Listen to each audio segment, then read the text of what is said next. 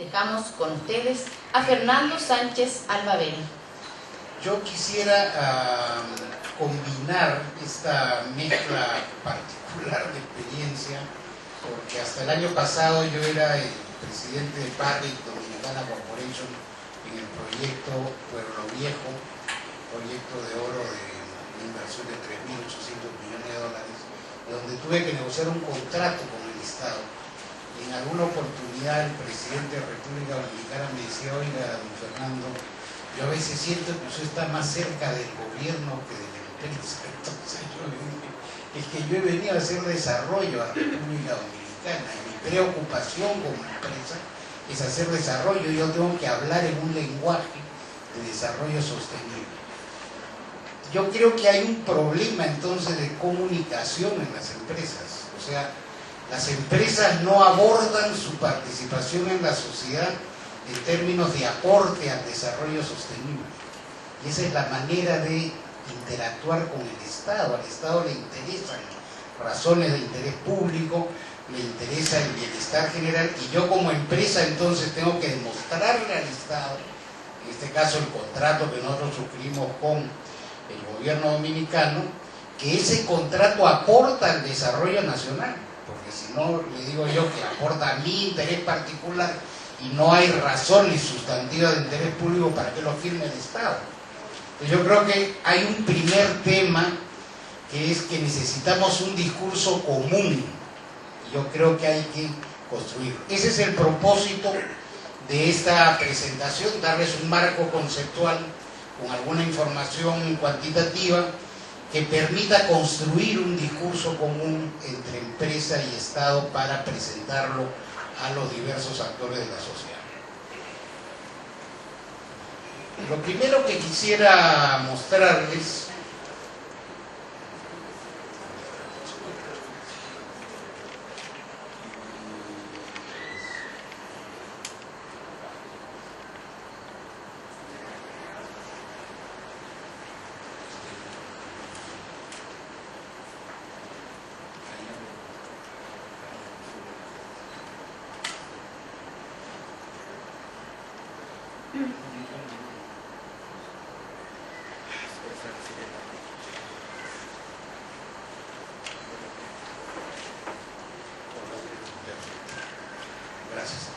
el primer tema que me interesa destacar es qué entendemos por gobernanza de los recursos naturales. O sea, esto es un tema que podría enfocarse exclusivamente desde el punto de vista de la propiedad y la soberanía de los recursos naturales. En la mayor parte de la legislación latinoamericana y latina en general, el Estado es el soberano de los recursos naturales, es decir, el Estado como propietario y dueño de los recursos naturales entrega en concesión estos recursos para su explotación privada en función de razones de interés público. O sea, hay una razón superior por la cual el Estado, dueño de estos recursos, los entrega para su explotación a los privados. Entonces, otra manera de abordar el tema es, si el Estado toma esta decisión, es cuál es la distribución de los beneficios, en qué sentido podemos medir el beneficio del interés público y en qué medida eso puede ser atractivo para el interés privado y cómo pueden sintonizar interés público con interés privado. Esa es toda otra manera de enfocar el tema. La otra manera es verlo desde el punto de vista de los grupos de interés y del impacto que esto tiene en la sociedad, es decir, lo que se ha dado en llamar, que no está en ninguna legislación latinoamericana, pero lo que se ha dado en llamar la licencia social, es decir, existe consenso efectivamente entre todos los grupos de interés respecto de la explotación de estos recursos naturales, o hay algunos que discrepan de que eso se ponga en operación. Otra manera de enfocarlo es también desde el punto de vista de las visiones de largo plazo y de las políticas públicas, es decir, se supone que los tres aspectos anteriores deberían ser parte de una reflexión de más largo plazo en términos de que estamos utilizando recursos hoy día que pueden comprometer a las generaciones futuras. Se habla de la no renovabilidad de los recursos y en qué medida la utilización intensiva de esos recursos podría tener consideraciones en el largo plazo respecto del bienestar de las nuevas generaciones. Y finalmente todo esto también podría enfocarse desde el punto de vista de la institucionalidad y de la regulación de los derechos otorgados. ¿Sí? Hay diversas maneras de enfocar el tema, pero desde mi punto de vista estos 5 aspectos están en el interés de lo que podríamos definir como la gobernanza de los recursos naturales. Entonces, desde el punto de vista teórico, uno podría teorizar respecto de una visión institucional, por ejemplo, cuál es el capital social y las competencias, atribuciones que tienen las instancias del gobierno local, regional y nacional. El capital social de las instituciones públicas en nuestros países está bastante devaluado, en términos de que la sociedad no tiene confianza respecto de la capacidad de fiscalización del Estado, de su capacidad de supervisión, y no solamente es un problema de que pueda haber o no presiones de los llamados poderes fácticos, sino a veces que no hay una buena asignación de recursos para la supervisión de una serie de razones de interés público. Entonces, ¿cómo construimos capital social desde el punto de vista de la gobernanza de los recursos naturales? En una encuesta que se hizo en varios países de la región, prácticamente el 90% de los grupos en las áreas de influencia de proyectos mineros consideraba que los funcionarios públicos no tenían ninguna capacidad de supervisión y que eran cooptados por el interés privado. Puede ser cierto o no es cierto, pero es la visión que tiene la sociedad.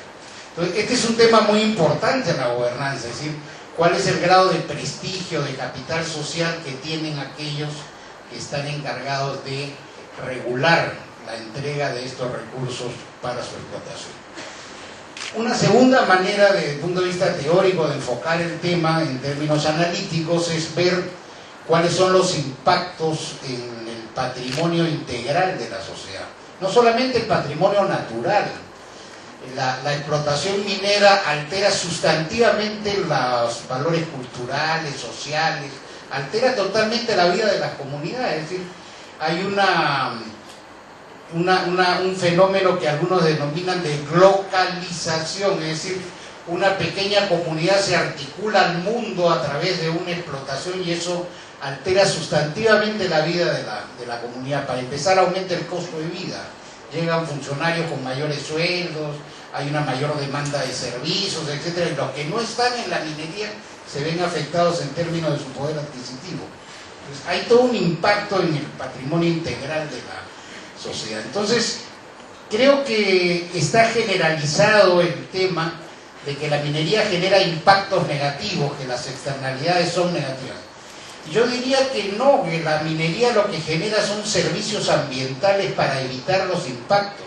Ahora, se puede producir un impacto, pero el estudio de factibilidad de un proyecto minero tiene que determinar cuáles son aquellos servicios ambientales para manejar las externalidades o los impactos negativos que pueda eventualmente tener ese proyecto. Aquí hay un gran tema que tiene que ver con el interés público que está en debate. ¿Deben los privados ser los que hacen el estudio de impacto ambiental?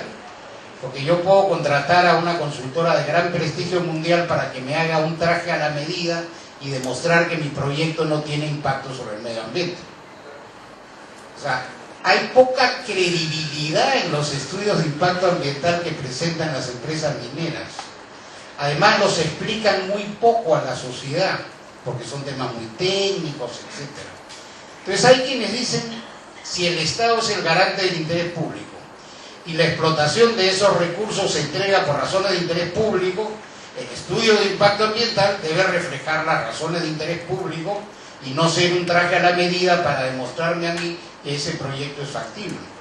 Entonces, debería haber una neutralidad en la elaboración del estudio de impacto ambiental.